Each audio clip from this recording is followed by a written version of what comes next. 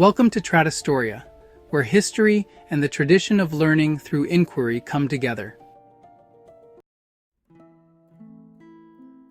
History is filled with whispers. Whispers of what might have been, whispers of what could be, and whispers of things to come. Sometimes, these whispers take shape as premonitions, eerie foretellings that leave their mark on the minds of even the most powerful. These glimpses into the future, real or imagined, have shaped destinies and toppled empires. Such was the case with King Henry IV of France. He stood at the pinnacle of power, yet he was haunted by whispers of his own demise. The weight of the crown rested heavy on his brow. He had fought hard for his throne. He had survived countless battles and assassination attempts. But something felt different now. The whispers were growing louder, more insistent. Could he outrun fate itself? Or would he become another victim of history's cruel hand? In the heart of France, a new chapter was beginning. Henry IV, the king who had brought peace to a war-torn nation, had taken a new wife. Mary de Medici, a woman of considerable influence and ambition, stood by his side. Their union was one of political strategy, but it blossomed into a passionate affair. She brought him stability, a sense of normalcy he craved. He, in turn, adored her. He showered her with gifts and affection. But beneath the surface of their love story, a current of unease began to stir. The king's premonitions cast a long shadow. They threatened to engulf the joy of their union. The king was a man of action, not one easily swayed by fear. Yet the premonitions persisted. They came to him in his dreams, vivid nightmares that left him drenched in a cold sweat. They followed him in his waking hours, fleeting images and dark thoughts that clouded his usually sharp mind. He confided in Sully, his trusted advisor and friend, a man known for his pragmatism and unwavering loyalty. Sully listened patiently, offering words of reassurance. He urged the king to dismiss them as mere anxieties. But deep down, even Sully couldn't shake off the sense of foreboding that hung heavy in the air. The king's fears were becoming too frequent, too specific to ignore. Mary de Medici, a woman of immense pride and ambition, longed for the day she would be crowned Queen of France. The coronation was planned with great fanfare. It was a spectacle meant to showcase the power and majesty of the French monarchy. But for Henry, it was another step towards an uncertain future. The premonitions intensified as the day of the coronation drew near. He expressed his anxieties to his queen. He shared the burden of his premonitions. Mary, though concerned, remained resolute. She believed the coronation was vital. It would solidify their position and secure their lineage. She urged him to cast aside his fears and embrace his destiny. The day of the coronation arrived, a glorious spectacle of pomp and ceremony.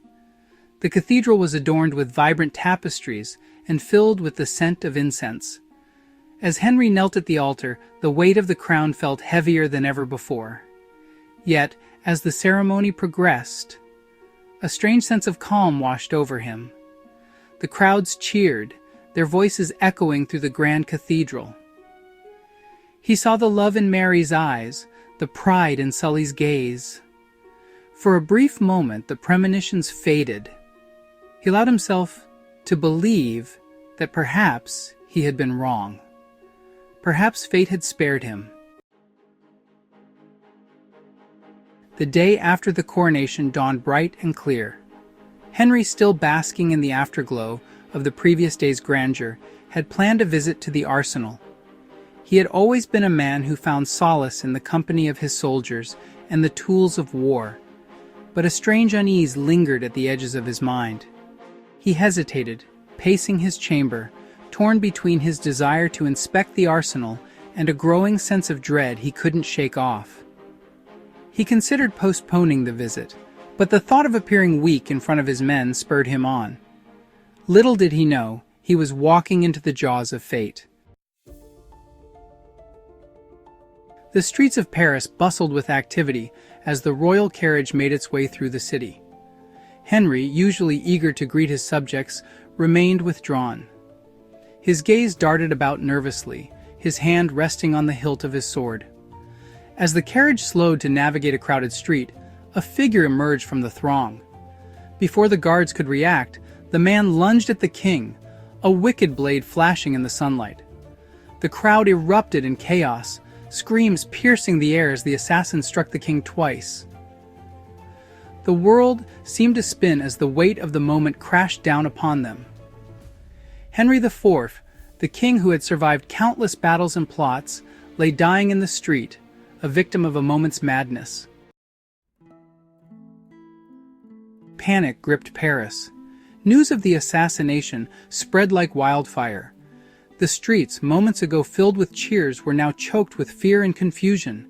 Some wept openly, mourning their fallen king. Others barricaded themselves indoors, terrified of what this sudden power vacuum might unleash.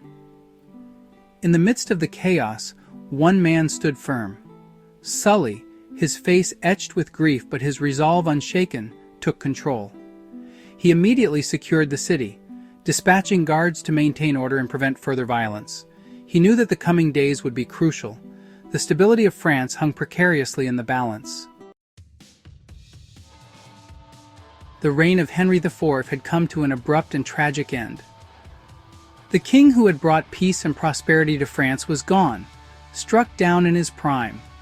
His death sent shock waves across Europe. It left a void in the French court and in the hearts of his people.